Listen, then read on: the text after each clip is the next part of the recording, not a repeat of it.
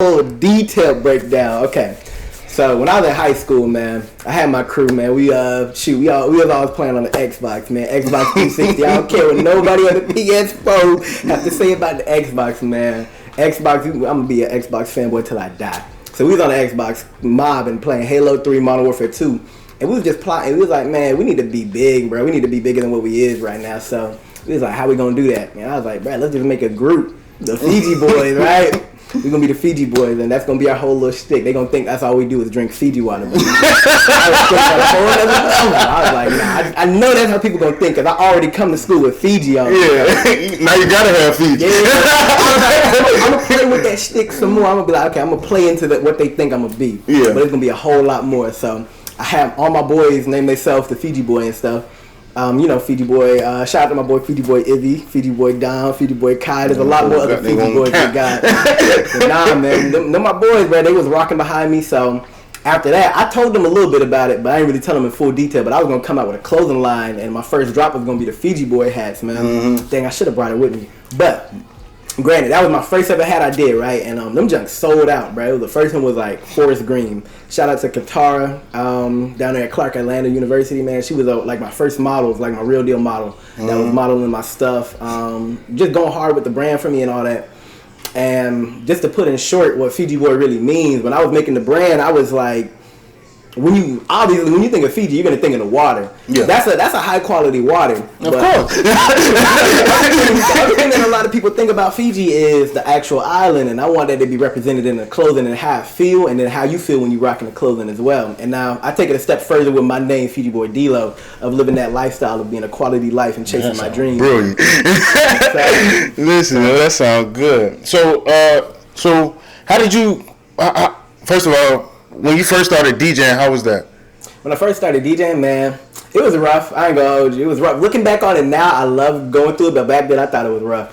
So I started off, I ain't gonna hold you, I credit getting started to DJing to this book, The Alchemist. That's one of the hardest books I ever read. It's a short read, but in that book it taught me about just don't regret like opportunities that you can see to better yourself or chase your dreams. I don't want to be a person that get out of college and be like, what if I DJ'd in college? I want to be like, okay, I did that. If I failed, I failed, but I did that. Yeah. So I was like, okay, let me bring out my equipment I've been had and go up there. So I went up there. First event I did was like from my it was the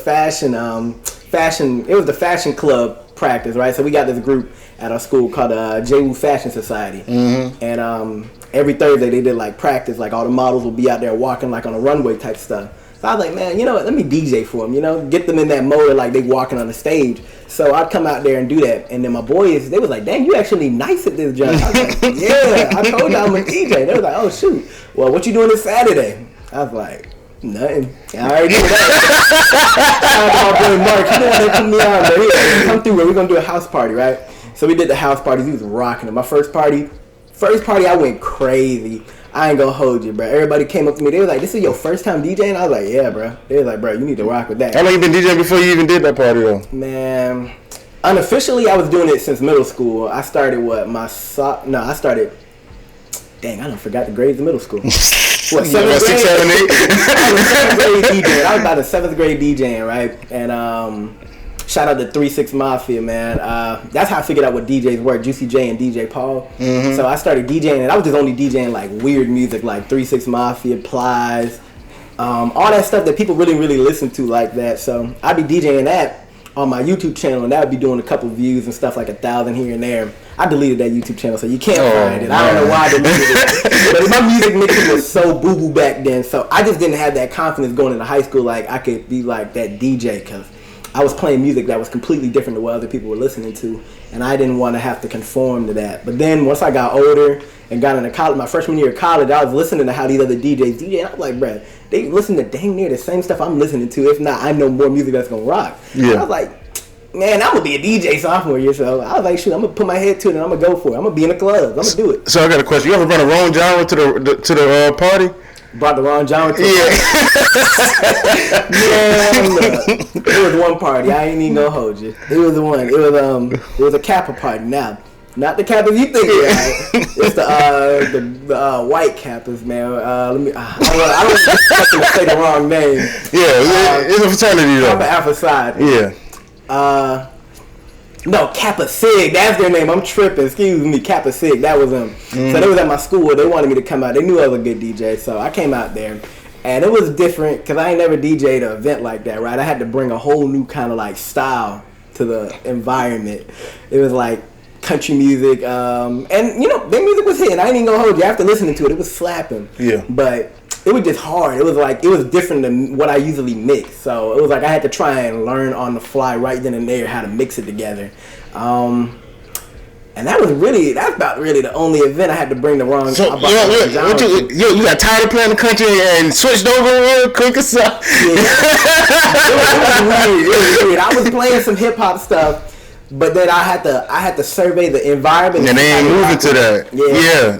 Some of them was rocking with it, but I want to make sure I include everybody in that. So I didn't want to just hold them out and like have other people just sitting down like, oh, this man sucked. Yeah. So I want to make everybody have a great experience at the end of the day. Did it turn out to be good? Or? Yeah, it turned out to be good. They was rocking with me though. That's the move. So what does it take to invest in yourself? Well, first of all, you got your clothing line Preseason also. Oh, yeah. How did you come up with the name Preseason? So Preseason, I seen it as, I started it before I got into college. Mm-hmm. I looked at same time as FIJI?